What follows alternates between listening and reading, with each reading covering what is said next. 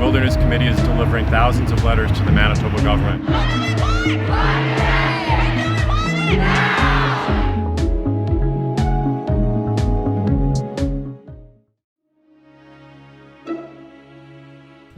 In Manitoba, it all started with stopping park logging. Well, so at the time, like most any other environmental group, we were short of cash. We didn't have enough dollars, but we had way too many battles to fight. But we took a chance and we decided to open an office in Manitoba. In 1999, Ron Thiessen convinced the Wilderness Committee headquarters in Vancouver to open a canvas office in Winnipeg, and the campaign to end logging in parks began in earnest. 47% of the whiteshell, 62% of Nopaming, and 61% of Duck Mountain Provincial Park's total areas are available for clear-cut logging. At the present time, they're being clear-cut logged by multinationals such as Tembec in Pine Falls and Louisiana Pacific Corporation in Swan River. The Western Canadian Wilderness Committee is a non-profit environmental society with federal charitable status, working for the preservation of wilderness through research and education. Well, the goal of the committee here in the Manitoba chapter is to see a phase-out of clear-cut logging in Manitoba's provincial parks. Only 4% of our land is in provincial parks in Manitoba, and we feel that should be left alone for future generations and for wildlife.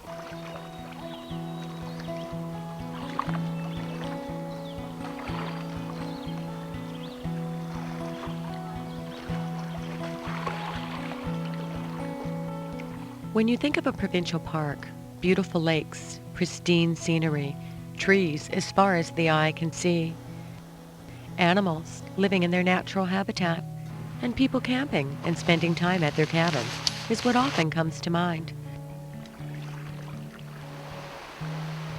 Sadly, parks are home to extensive industrial activity.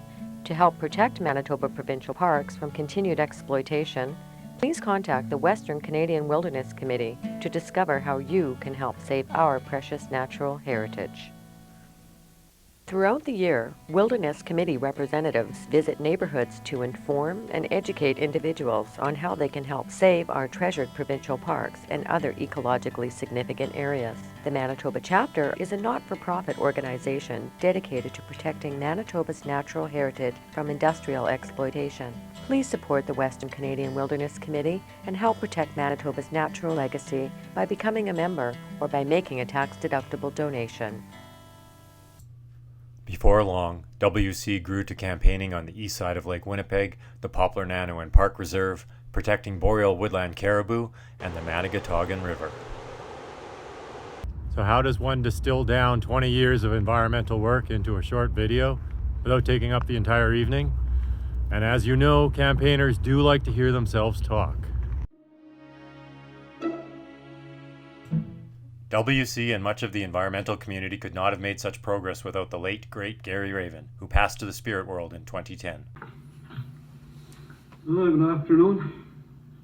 I just want to start it off by saying, in the last 500 years, we did a lot of damage to our country. I'm just referring to our province, Manitoba. And when I look at what we're going to do in the next 500 years, just visioning, seeing what we've done so far, in 500 years, I don't think there's going to be too much left if we continue our progress, without meaningful meaningful, like taking care of the land, you know, simple as that. And we have to find alternative ways, like, you know, that we have to work with each other. There's a lot of disadvantages that I see, like, you know, the government of today, that what they're trying to promote in that area where I come from. And a good example, like, you know, one of the worst things even my elders say, like, you know, that they could see happening on the east side in Lake Winnipeg is a transmission line running through our area, where it's a virgin country. Like, you know, land hasn't even, like, you know, tapped in there. And they talk about more roads, like, you know, it would just devastate this area. If we do more clear cutting, like, you know, habitat displacement, example, clear cutting, and spoiling some of the beautiful spawning areas for our fish, and altering the river systems. Like, this to me, I think, like, you know, is not fair to people in the province of Manitoba, and also the generations to come. And our medicines as Anishinaabe people, Aboriginal people, like, you know, are disappearing at an alarming rate. And they're either, like, you know, they're totally ignored, like, you know, of development. They just run over them, like they drain the rivers that take care of them. I don't know what is the lack of education here. Like, you know, I think, like, to me, I think a lot of our people think, like, you know, our medicines just come straight from the pharmacy, but I'm sorry to say, like, it doesn't. Like, you know, it comes from our forests. And if it was up to me as an Anishinaabe person, I would tell the government and everybody in this province, leave that east side area alone. Let's use it as our educational training area for future generations. And let's advertise it globally. Like, you know, let's invite people from all over the world, like, you know, to come and see what we have in this area. And, like, you know, put education, more programs in that area to keep that forest alive, and the wildlife, whatever is in there.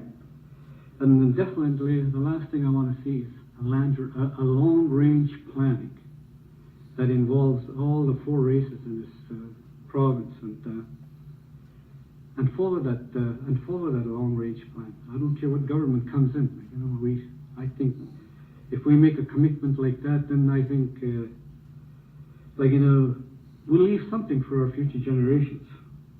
I'm saying, Migach. After we got logging stopped in 12 of 13 provincial parks, WC staffer Robin Bryan won the International Brower Youth Award for his work.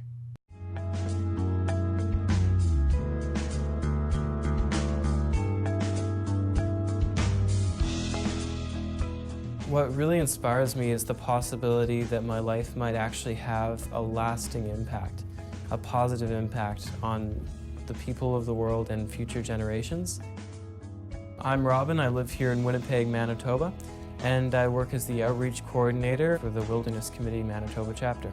Manitoba is home to the largest section of intact wild boreal forest left on Earth, but much of Manitoba's forests have already been heavily impacted by logging and mining.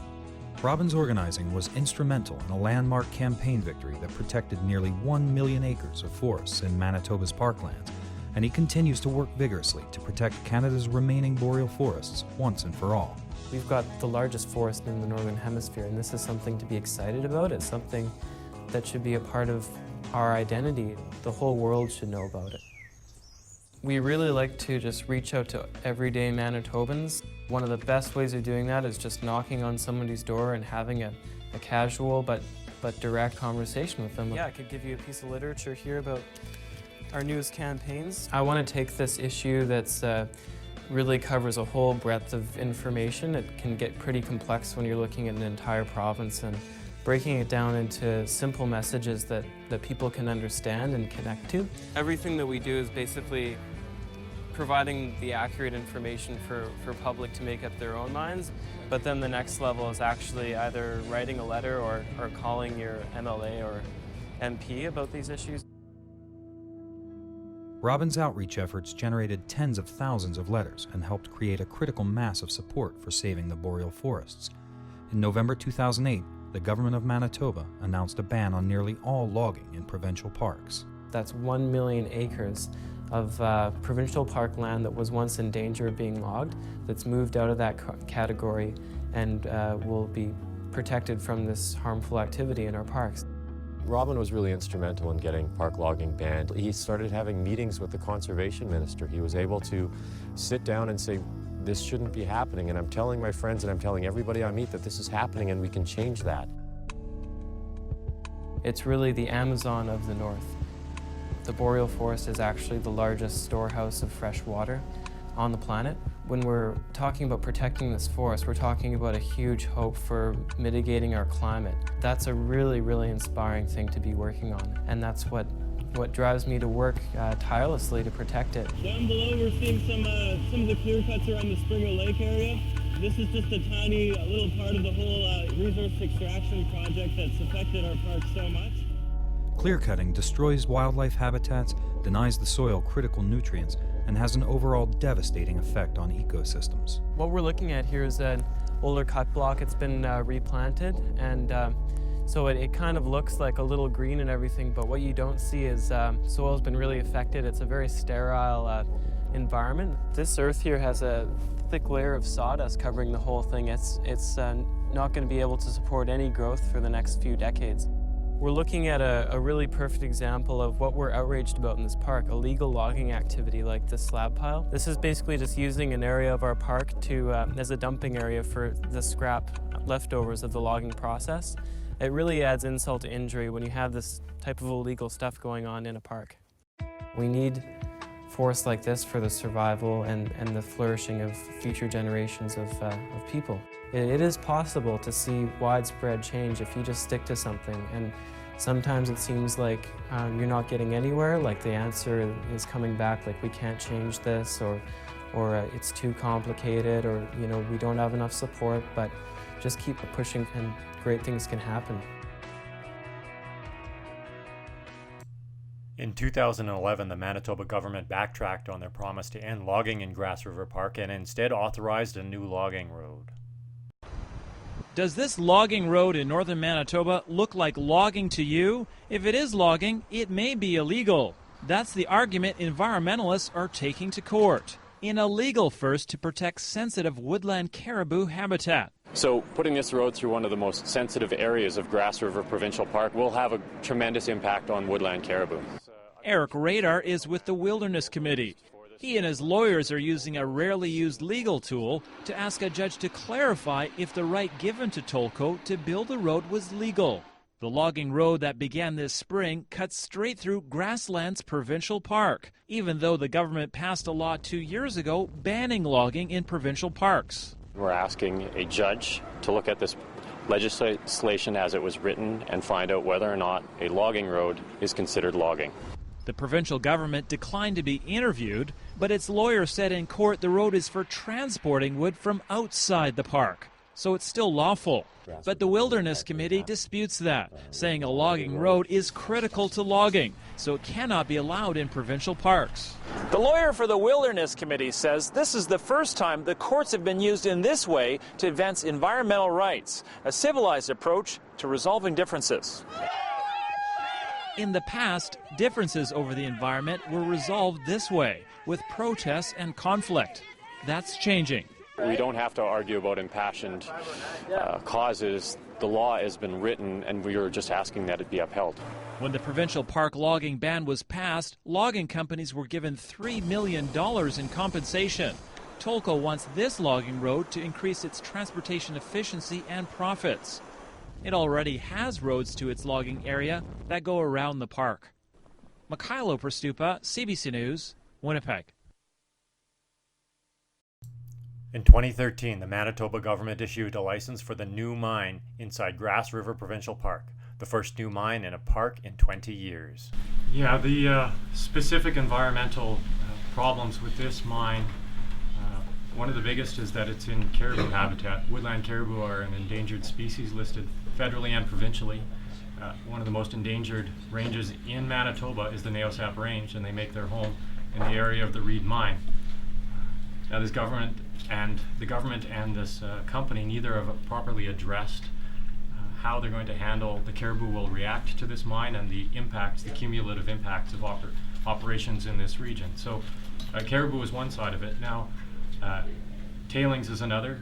Chief Dumas mentioned the tailings. The water for this mine, they have a license, they've been a permit, sorry, I believe it's free. They're allowed to take 166 million liters of water every single year. That's going into the mine, and that water is coming out dirty.